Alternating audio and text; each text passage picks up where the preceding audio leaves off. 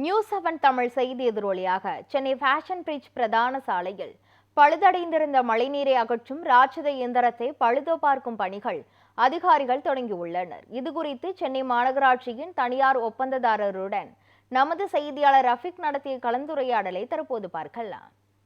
Chennai fashion bridge பிரதான சாலையில் மழைநீரை அகற்றும் பணிகளை ராட்சச இயந்திரம் மூலமாக அகற்றும் பணிகளை தீவிரப்படுத்தி வரக்கூடிய நிலையிலே நியூஸ்7 தொலைக்காட்சியின் மூலமாக பழுதடைந்த நிலையில் இருக்கக்கூடிய அந்த ராட்சச இயந்திரத்தின் மூலமாக பைப்புகள் சரியான ரீதியில் இல்லாததால் இருக்கக்கூடிய மழைநீரை சாலைகள் விட்டு செல்லக்கூடிய காட்சிகள் நேற்று நமது நியூஸ்7 தொலைக்காட்சி மூலமாக வெளியிட்டிருந்தோம். அதன் எதிரொலியாக இன்று தகவல் அறிந்து சென்னை மாநகராட்சி அதிகாரிகளுடைய தொலைபேசியின் மூலமாக கோயம்புத்தூரிலிருந்து இருக்கக்கூடிய வருகை தந்துள்ள இயந்திரத்தை சரி செய்யக்கூடிய இன்ஜினியரிடம் தற்போது கேட்டறிவோம். எங்களுக்கு சென்னை மாநகராட்சியிலேருந்து தகவல் கொடுத்தாங்க.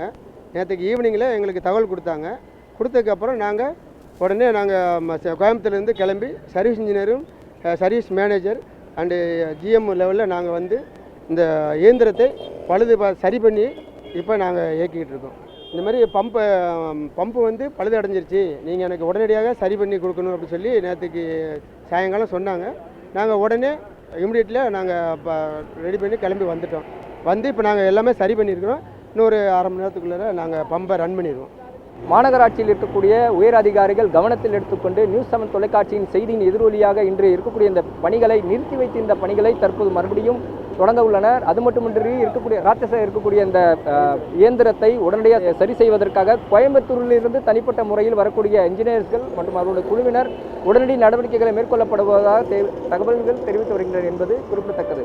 நியூஸ்7 தமிழ் செய்திகளுக்காக ஒளிப்பதிவாளர் பரசுராமுடன் செய்தியாளர் ரஃபிக்.